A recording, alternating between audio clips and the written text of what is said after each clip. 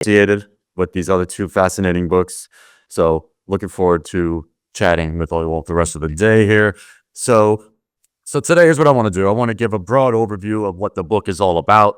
I'm going to start by going over some of the central topics that the book is engaging with.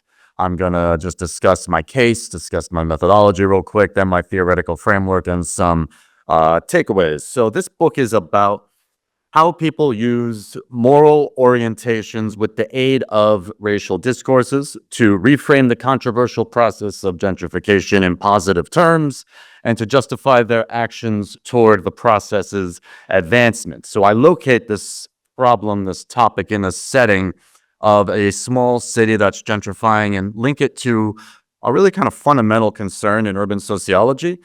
It's this question of if smaller cities have the same imperative for economic growth as large ones do, how do we see them achieving these economic goals with far fewer resources at their disposal? Resources, I mean fewer talented workers or businesses, a small tax base, a depreciated real estate market, a less diverse population, fewer amenities and cultural attractions, these sorts of assets.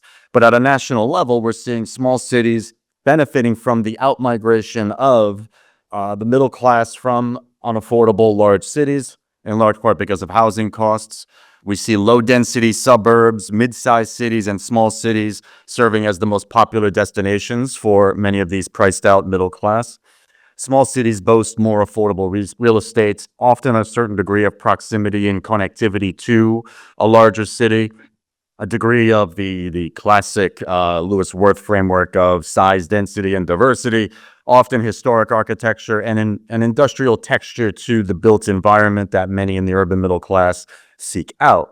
So it's gentrification story, gentrifying neighborhoods becoming more common in smaller municipalities.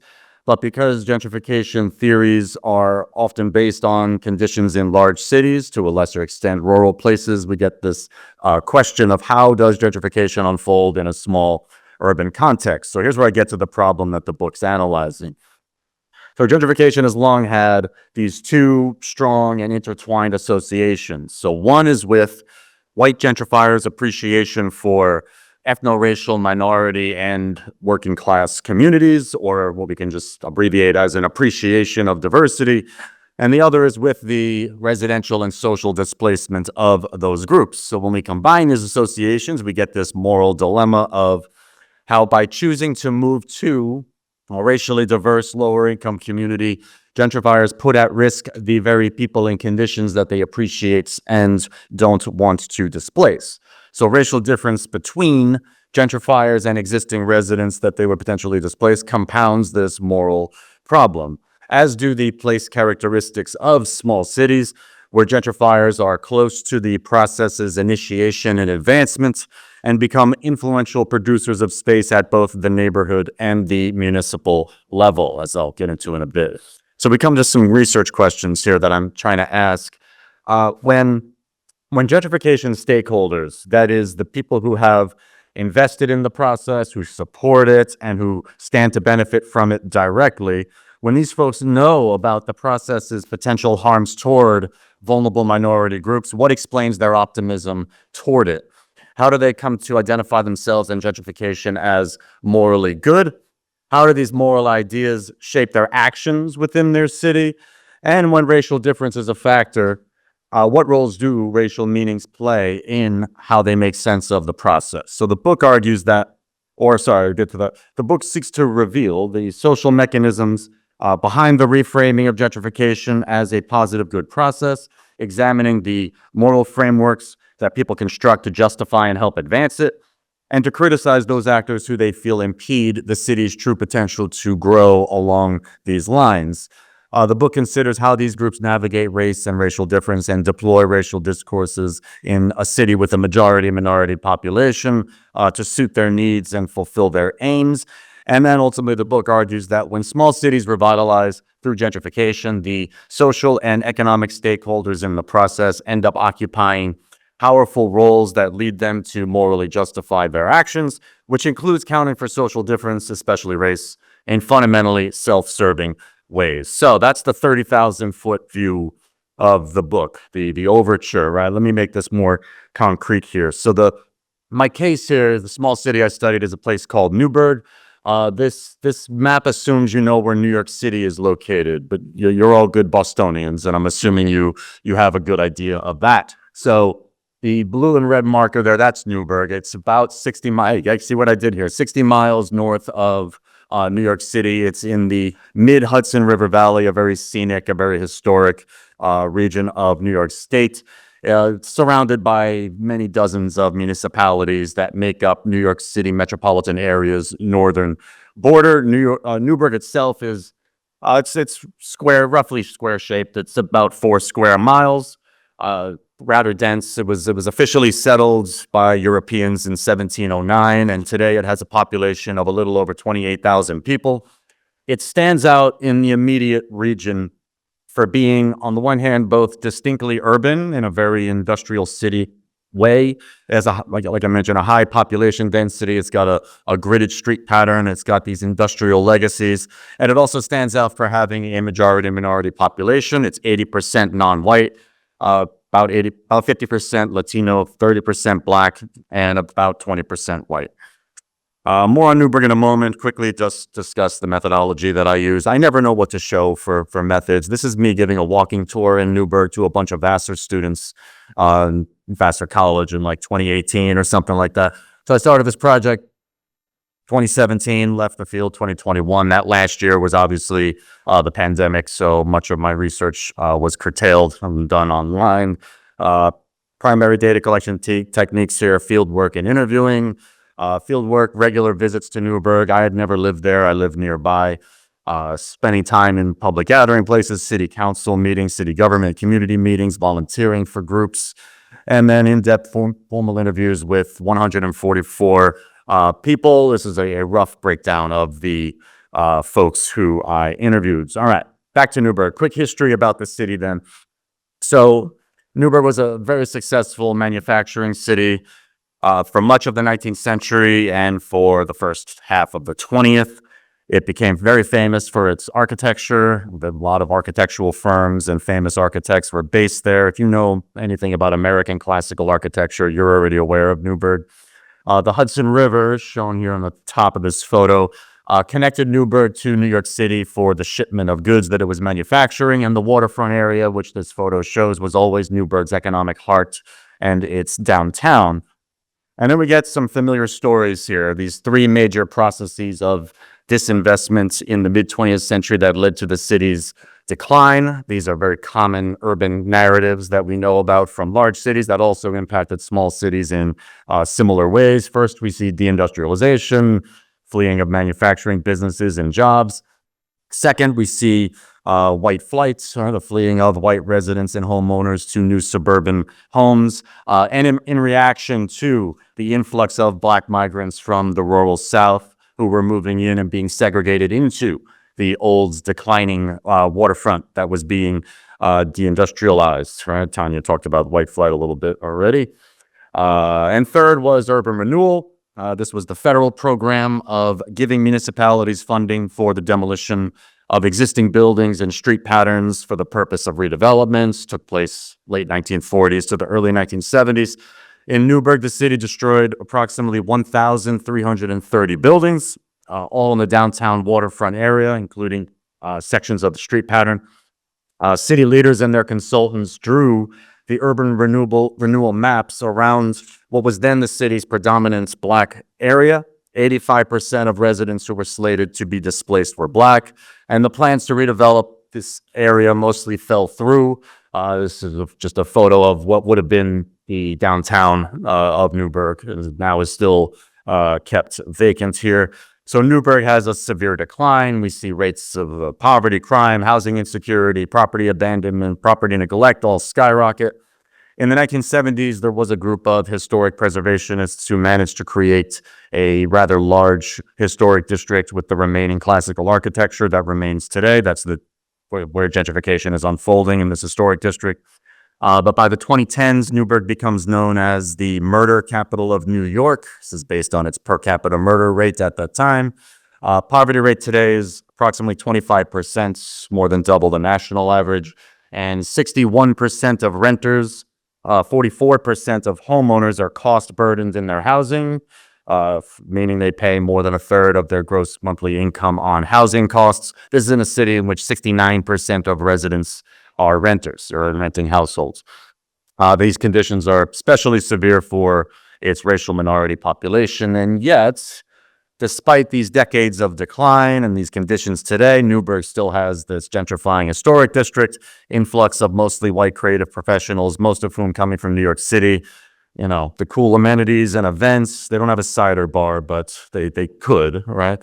And an expanding creative economy going on there. So let's talk theory a bit here that the book's engaging with. So we have some documented reasons in the literature for how small cities try to grow economically.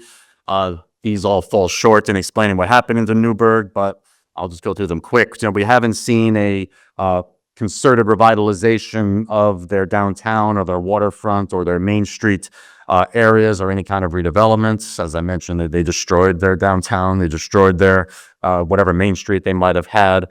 The efforts of anchor institutions such as universities or museums have not been very effective or even tried. Economic restructuring, such as around tourism, has not been attempted, nor have large-scale projects such as sports stadiums or casinos or any other kind of project that many small municipalities attempt to kickstart a revitalization. The one real main factor here that explains Newburgh's revitalization is its location within the New York City metro area that has led to priced out members of the urban middle class to migrate and to potentially gentrify the places they move to in the region. Now, most of what we know, as I mentioned before, about gentrification really kind of comes from evidence in large cities. These are the model cases for urban theory, not just in gentrification, but in many other subjects.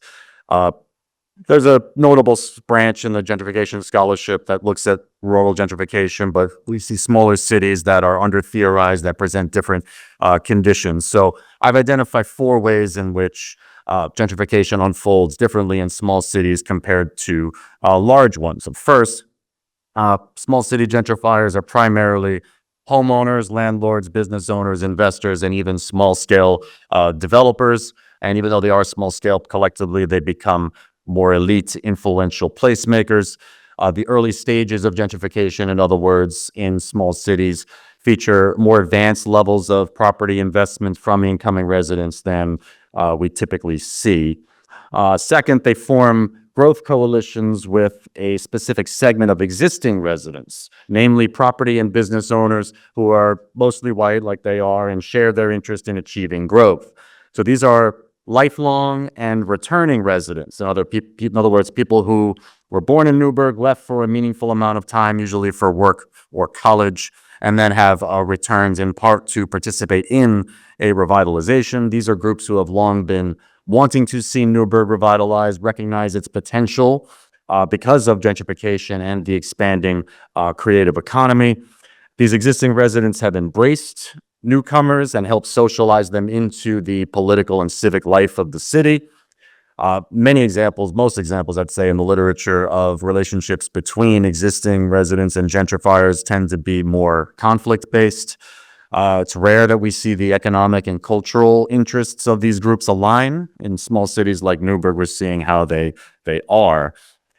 Third, members of this growth coalition get heavily civically and politically involved in the city at both the neighborhood and the city level. Newburgh's small scale gives residents opportunities to play influential and even decision-making roles in civic life and in city government, which they use to advance the gentrification process. Gentrifiers tend not to get involved or be effective at the municipal level in large cities, either as a group or part of broader coalitions. Small cities grant them this opportunity to do both. And then finally, we see small city gentrification connecting small cities to large ones in new ways.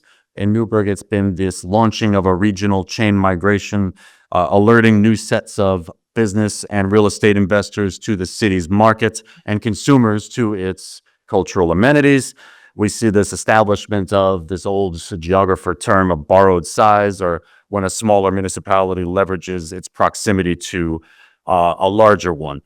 So now let's come back to this book's the central puzzle here, right? So how do these gentrification stakeholders reconcile appreciating diversity while knowing that the strength of their embrace may be putting it at risk of displacement by acting out of their own self-interest here as active producers of urban space? And how do they do so while navigating this sensitive topic of racial difference? So moral, as I'm using it here, refers to the shared meanings of right and wrong that motivate people's behavior and shape their ideas and choices. Moral attitudes have factored into gentrification analyses in two key ways. First deals with this question of who a gentrifying neighborhood should be for, right? Whose principles concerning right and wrong behavior, good and bad behavior, gets to shape the space, place, and community. Now, research in this tradition looks at the sort of competing definitions of the moral and moral behavior in neighborhoods and the tensions that arise from them. Second way is through analyses of how gentrifiers make moral sense of the process and their role in it. So these studies, they tend to focus on the more internal moral struggles that individuals feel from choosing to move into lower income neighborhoods and the rhetorical strategies that they deploy to distance themselves from blame. This idea of identifying good versus bad gentrifiers, let's say, or blaming larger structural actors such as real estate developers or larger scaled landlords. But unexplained here is how gentrifiers resolve these moral questions when they are the more powerful property owning actors who want to see gentrification advanced and who have the collective power to advance it as part of this growth coalition. So the book argues that Newburgh's gentrification stakeholders take a different approach to this moral dilemma. They reframe the process as being morally good because it can have equitable impacts and provide a variety of economic and cultural opportunities that will help realize the city's potential to revitalize, to reduce poverty, and to prevent the residential displacement of vulnerable groups. These opportunities include employment in the creative and the service economies, improved historic housing, and a better quality of life from exposure to arts and culture. And I refer to this moral orientation in the book as the moral frame of opportunity that assigns value to those actors and actions that promote gentrification's advancement and removes it from those who impede it. This moral attitude also incites civic and political behavior. Possessors of it work toward bolstering the relationship between real estate and the cultural economy, and work against efforts that they feel would limit gentrification, such as the construction and supply of affordable housing or subsidized housing. Because of their clear racial differences, justifying gentrification by reframing it as morally good in Newburgh also entails navigating and invoking race through two racial discourses between which the emphasis of race's salience shifts. So first, they use a diversity discourse that lauds racial difference when it can be repackaged as diversity. So under this discourse, the idea of Newburgh is diverse is both a descriptive and a moralistic statement that reinforces living among racial difference as a normative value. Second, they use a more colorblind racial discourse, in this case to justify gentrification as morally good for providing opportunity. So by asserting that gentrification has the potential to benefit all residents, regardless of race or social class, they reframe the process as a race-neutral form of economic revitalization and cultural exposure, instead of as a racial process that was initiated in a context of racial inequality that escalates property values and excludes and potentially displaces racial minority groups. But what's important is that these discourses ignore the realities of racism and the real spatial problems that racial minority groups in Newburgh face.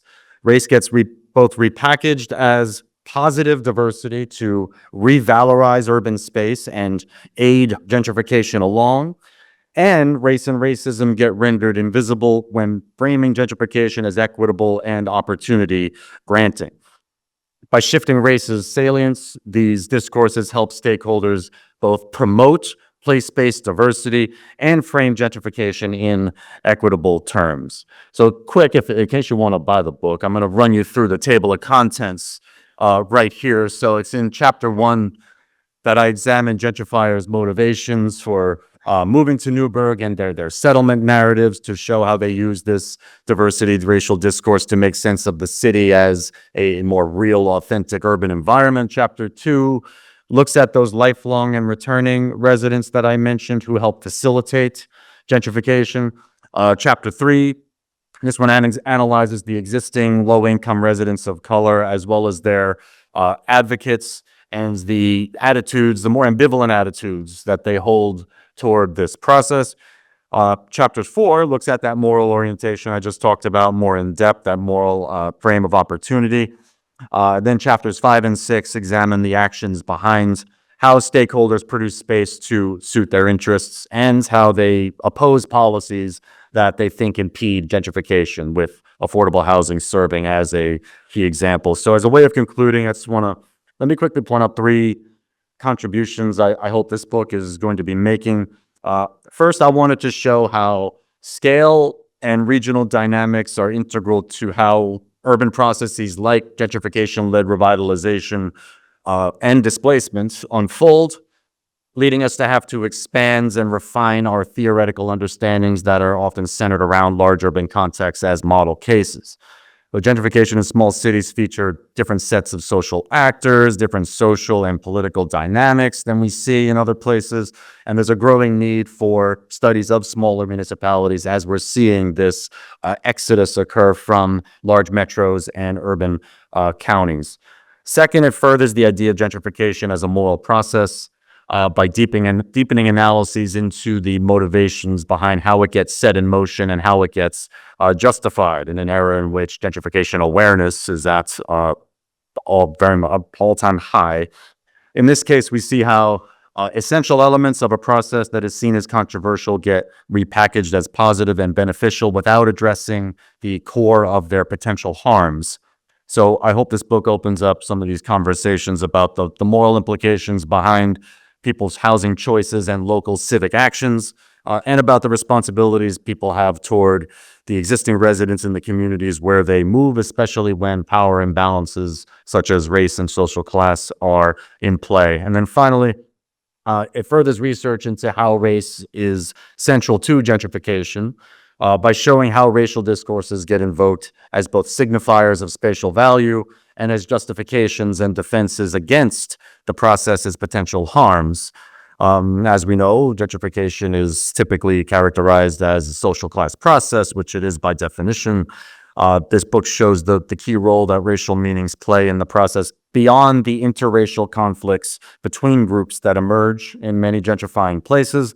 The book addresses larger questions like, can the same structural forces that helped create a decline, in this case, poverty and disinvestment, reverse it without acknowledging and addressing their inherent problems of inequality and racism? Can a dominant group put their needs and interests at the center of a revitalization and achieve equitable results? So these are some of those takeaways and questions, and I thank you all very much, and I look forward to the rest of the day.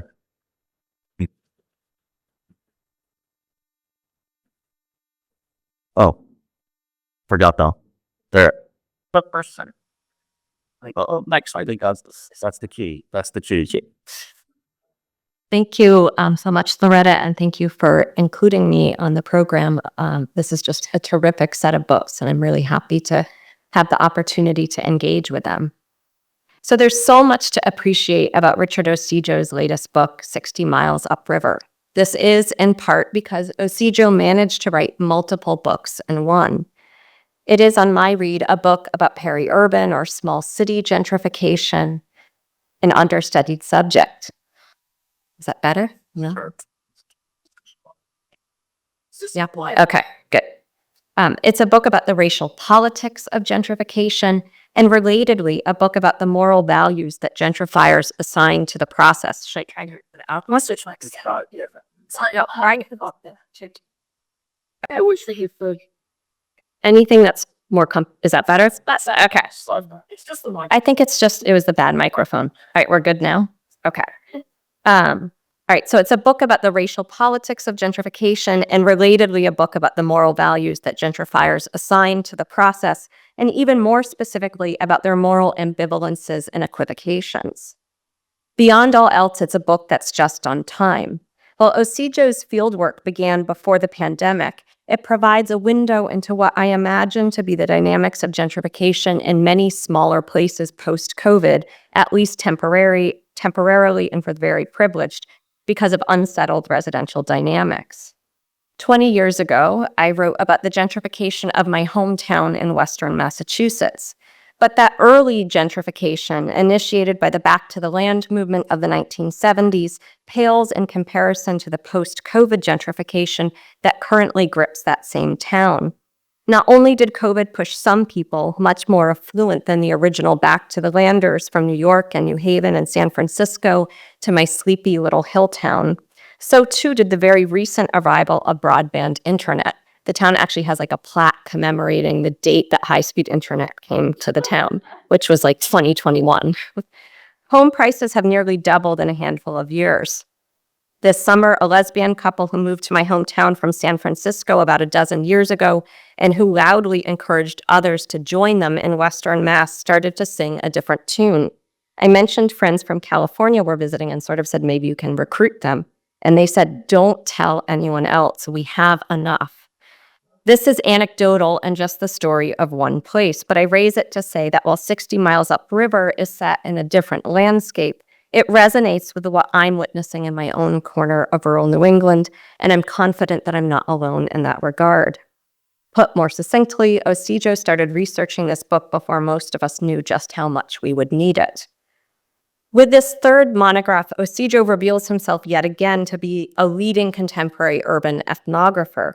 His ethnographic insights, paired with his tremendous skill as a writer, take us to the Hudson River Valley town of Newburgh, which has maintained its gritty working-class character longer than other proximate valley towns, and makes a seat for the reader in cafes and brings us along to a citywide arts festival.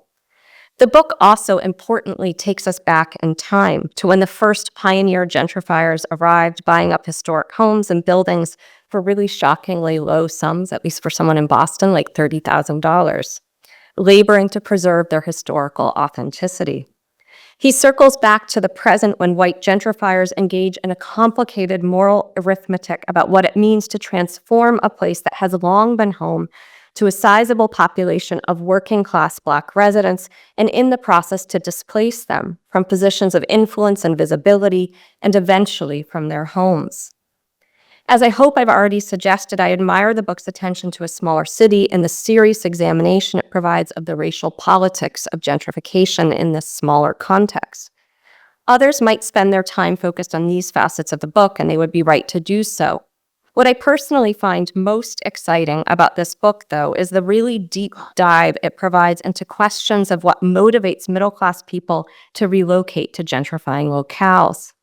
Specifically, I admire the sensitive analysis that Ocejo provides of how middle-class people, despite their privilege, are themselves pushed and pulled and otherwise face certain residential constraints.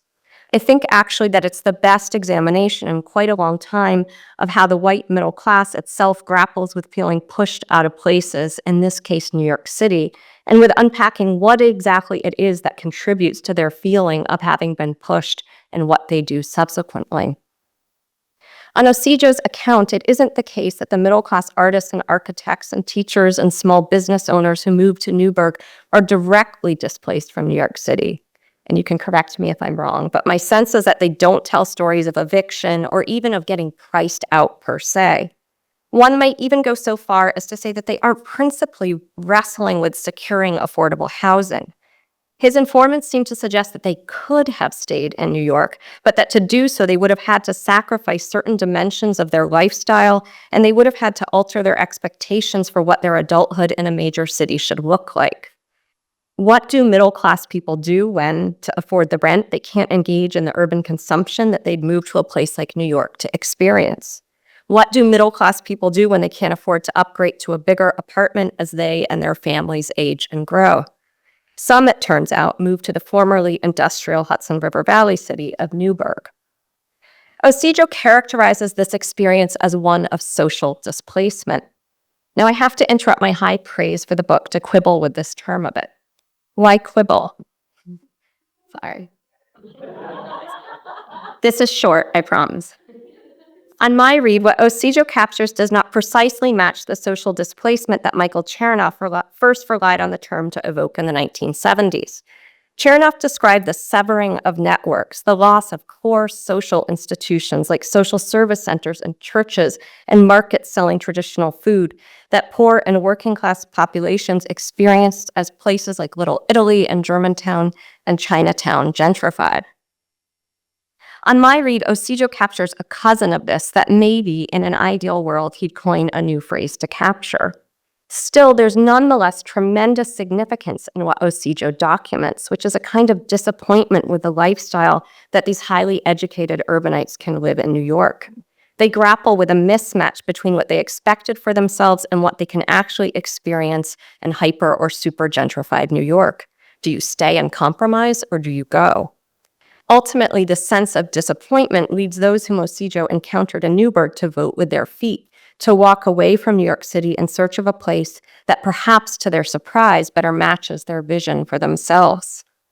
I'm tempted to call for a new term because I worry that the social displacement that Ocejo depicts makes the losses which Chernoff aimed to capture with the phrase seem slightly less dire or serious. Based on my reading of Chernoff, and I'm sorry to go back to like this very specific 1970s piece, but I think it's an amazing piece. I think of social displacement as leading to an agonizing social isolation that can have real material consequences. Your aunt who used to babysit for your kid for almost nothing loses her apartment and moves away, and then you can't afford childcare, so you lose your job and then your apartment. The church that nurtured ties for elderly residents, providing meals when they are sick and companionship on holidays, has shuttered because there aren't enough members of the denomination anymore. That's the social displacement that I think Chernoff sketches, and maybe there's a risk that we water it down a bit by thinking of Newburgh's gentrifiers as having been socially displaced. All right, I said all that. Now I want to be my own critic.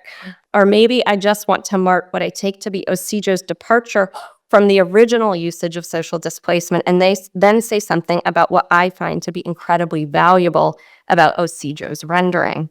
In other words, it was realizing how Ocejo was pushing me to think differently about social displacement than I had before that helped me to put my finger on what I think is one of the book's biggest accomplishments. Ocejo nudges us in a really productive direction by, in my view, thinking of social displacement more expansively. Maybe we haven't taken seriously enough the implication of the loss of not just systems of support, but also of pleasure for urban residents. It is easy enough to think about why cities should care about these systems of pleasure for the middle class. After all, the professional classes have to consume to drive contemporary urban economies. But maybe we can extend Ocejo's insights about how pleasure keeps us connected to place, to the working class and the poor as well. I write in my first book about a woman, Mary, who is one of the last of her network of Portuguese old-timers in Provincetown. Long before she was evicted and long before the last of her relatives had moved out of town, she lost the shops and the restaurants, some of which her family owned and operated, to the changed tastes of a new and different group of increasingly affluent tourists and residents. Maybe Mary was already socially displaced long before she was evicted, in the sense that she had ceased to be able to forge a sense of identity and pleasure from the place where she lived, long before she lost her networks. I like the idea of thinking about social displacement as encompassing the loss of joy and pleasure that anyone, whether middle or working class or poor, ought to be able to find in the place where they choose to live. Maybe we need a new term for the kind of loss of social pleasure that Ocejo says drives middle-class people out of New York into Newburgh. And maybe it is worth loosening or broadening social displacement to encompass this kind of loss. Regardless of terminology, my instinct is that a concept is being developed or adapted here in a really fruitful direction. So I don't mean to take up all of our time ruminating on social displacement without saying more about how Ocejo shows us why it is so consequential for Newburgh. Part of why all of this matters is because an account of the social displacement of a certain sector of New York City's middle class is an important component of Ocejo's account of how gentrification expands and multiplies, of how it is contagious, spreading from one domain to another. and of how it spreads not just by displacing people who must go in search of the next affordable place, but by leaving a certain set of cultural consumers bored and disappointed, and maybe even lonely.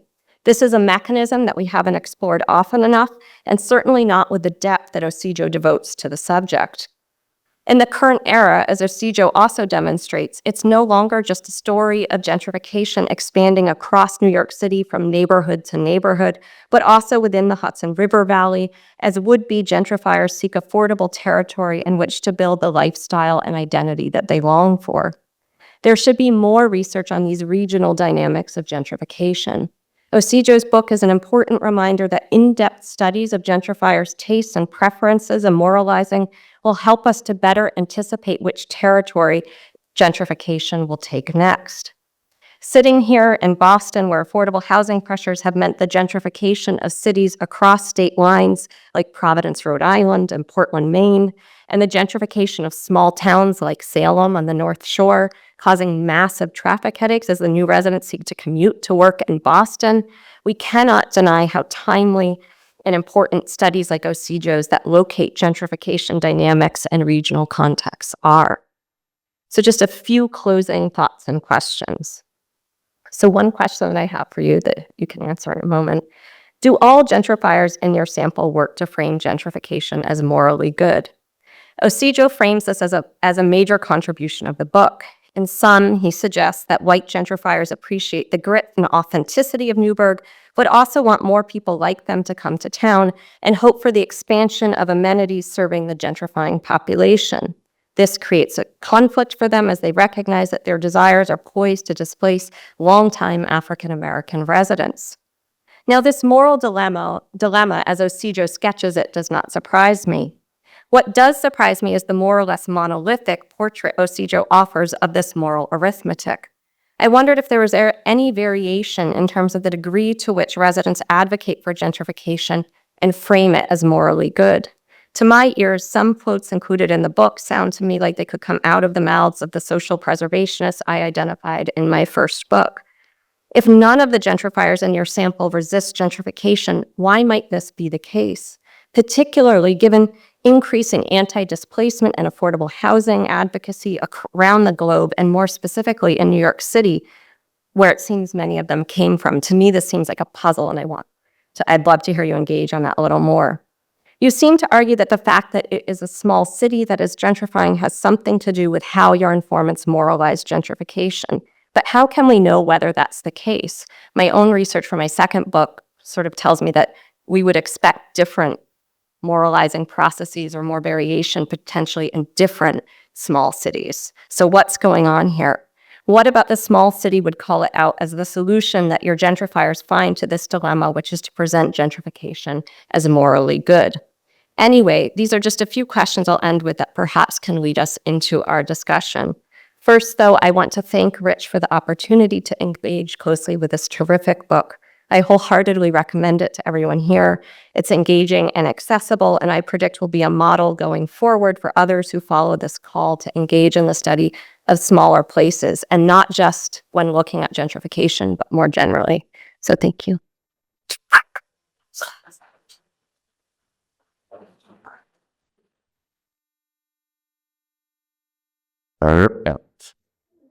Which one should I do? That was great. Thank you. That was fantastic. I love it.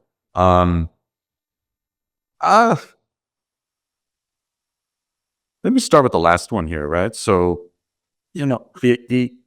I didn't mean, I definitely presented it more as a monolithic group in the talk. The book has some examples of gentrifiers and newcomers and existing residents who don't take this moral orientation that gentrification is going to be equitable there because it's a process they're in control of and that it's something they're close to that they could shape.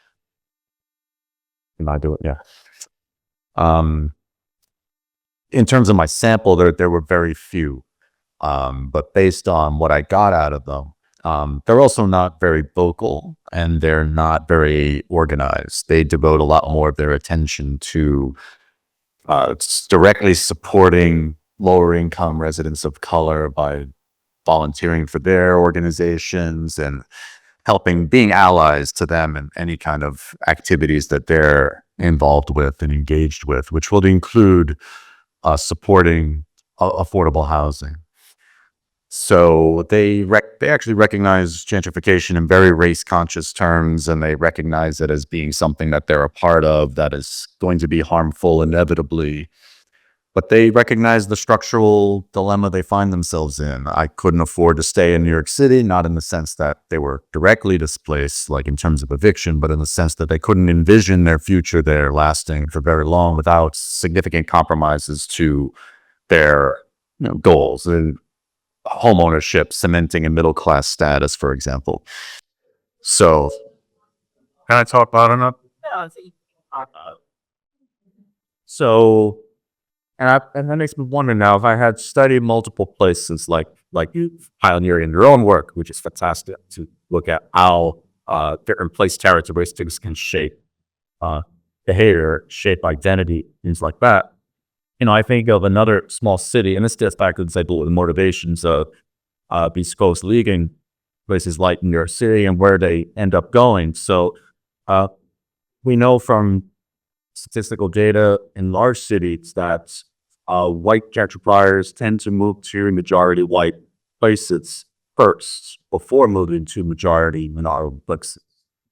It's played out in the Hudson Valley as well, where majority white cities, Beacon, Ingerstain, Hudson, Still, these places all gentrified prior to Newburgh, despite Newburgh being in closer proximity to New York City than some of those other places. Folks there, this is sort of anecdotal, but it's also based on some conversations that I had with people who work in scholarship in those cities.